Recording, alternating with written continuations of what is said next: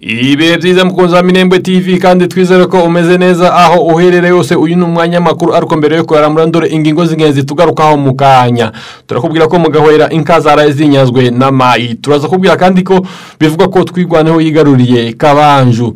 Nane turaza kubwira kandi ko M23 yara isubije inyuma igitero mu mugi wa Goma. Aya n'ayandi ni mu kanya gatoya tuje kure. Iyi ni Minembwe TV, njyewe nitwa Nkunda.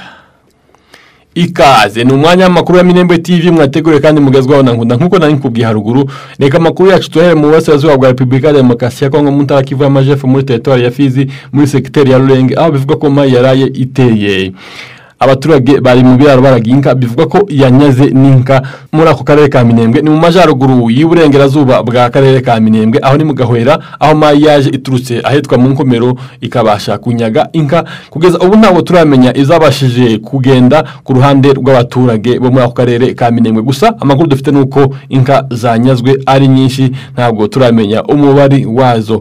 Ntabwo ari inshuro ya mbere nkuko twababwiye mu zindi nkuru zitandukanye zaciye kuri Minembwe TV nuko mu karere ka Minembwe kibasiwe n'ibitero birenga 30 kuva intambaza tangira muri 2017 kugeza uyu mwaka. Amakuru yacu reka tuyakomeze mu majaruguru y'akarere ka Minembwe aho ni mu bice za Rugezi aho bivuga ko havyukiye imigwano hagati ya twigwaneho na Mayimayi, ndetse biravuga ko iyo ntambara yarangiye twigwaneho yigaruriye Kabanju ibirindiro za Mayimayi iyo hijya za Kabanju kuko dukomeza tubibona mu bitangaza makuru bitandukanye. Turakomeza tubakurikirane ivya makuru tuzababwira mu makuru yacu ataha ahavugwa muri ako karere ka Minembwe. Iyi ntambara yabaye uyu munsi ije ikurikiye iyabaye mu minsi yashize yatumye twigwaneho yigarurira akarere ka Rugezi kari mu majaruguru ya Minembwe. Reka makuru yacu tuyakomeze mu mujyi wa Goma. AFC M23 yasubije inyuma igitero cy'ihuriro ry'ingabo za RDC mu mujyi wa Goma.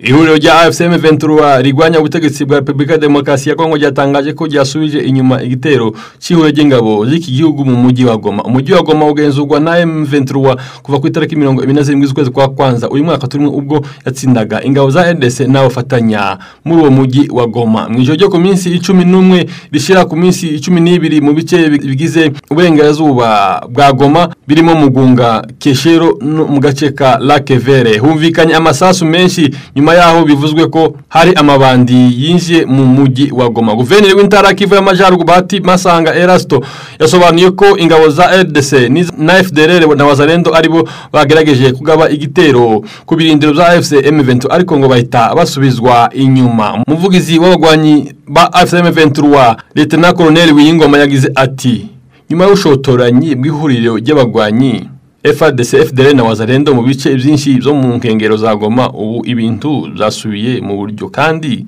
biratuje. Intare ziri maso kugwanira no kurinda abaturage nivyo twiyemeje. Guverineri Bahati yasabye abatuye mu mujyi wa Goma gutuza akabamenyesha ko AFC M23 ihora yiteguye kubarindira amahoro n'umutekano.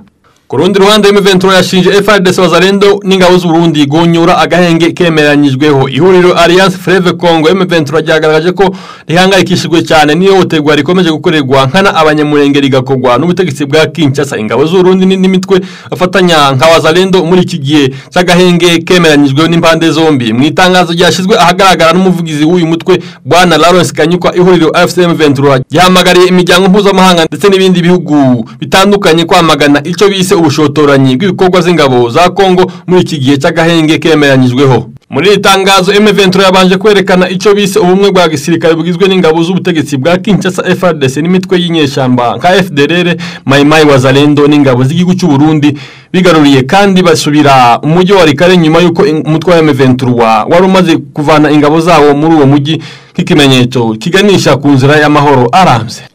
M23 kandi yanashinje ufatanye mu za gisirikare bwa FARDC, ingabo z'u Burundi n'indi mitwe yitwara gisirikare kugaba ibitero byinshi byibasiye ibikorwa by'abasivile mu turere twinshi cyane muri Warikare, Masisi, Walungu no mu turere tuyikikije kugeza no ku birindiro za M23. M23 yatunze agatoki FARDC kuba inyuma y'ibitero simusiga vyibasiye abasivile mu bwoko bw'abanyamurenge muri Minembwe aho muri itangazo bagize bati ku minsi 8 y'ukwezi kwa kane uyu mwaka turimo ibitero byahurijwe hamwe byaturutse ahitwa kuri Pwezero na Biraro 2 bibangamira mu buryo butaziguye abaturage b'abanyamurenge mu Mikenge. Nanone kandi ibindi bitero vyibasiye abasivile badafite intwaro Kivumu na Gahwera. Muri itangazo ariko kandi ihuriro rya AFC M23 ryemeje ko nubwo rikomeje kwiyemeza gukemura amakimbirane mu buryo bw'amahoro muri RDC ngo rizakomeza gukoresha imbaraga za gisirikare mu kurengera abaturage ndetse no gukuraho iterabwoba igihe ryo ryose riturika.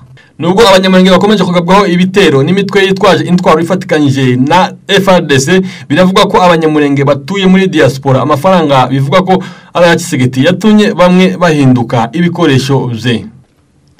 Bamwe mu banyamurenge babarizwa mu mahanga biravuga ko bakomeje kwiyegerezwa n'ubutegetsi bwa Kinshasa mu rwego rwo kubufasha guhishira ubwicanyi n'itotezwa bikorerwa abo muri ubu bwoko batuye muri gakondo yabo, cyane cyane abo mu misozi miremire yo mu ntara Kivu y'Amajepfo. Abo banyamurenge bene wabo babashinja kugambana ku mpamvu z'inyungu zabo bwite. Amakuru atugeraho nuko abiyegerezwa na Tshisekedi biganjemo ababa mu Burayi, Amerika, ahasanzwe hatuye abatanga umusanzu utubutse amafaranga mu bikorwa imitwe nka MLDP twigwaneho na AFC M23 ikoresha mu rugamba rwo kwigwanaho.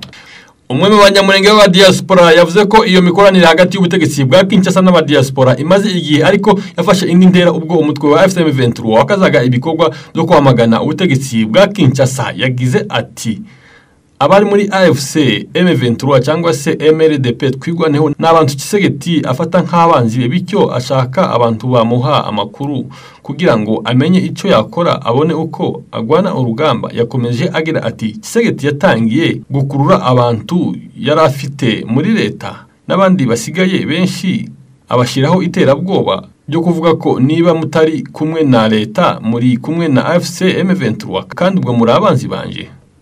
Iyo nkuru ikomeza ivuga ko ari gahunda yafashe nyuma yo kubona ko bigoye gutsinda urugamba mu gihe adaciyemo ibice abaterankunga barwo. Yahereye ku bari muri diaspora batangira kwisangamo umwijyane n'ubwumvikane buke. Undi yagize ati kandi abantu muri diaspora batanga umusanzu batazi n'ibiha bikorwa. Umuntu akavuga ati nje ndi umunyamurenge ukohereza amafaranga muri Minembwe imyaka yose. Tshisekedi amenye ko abantu batanga umusanzu ufatika, yabonye ko ari abantu b'ingenzi cyane.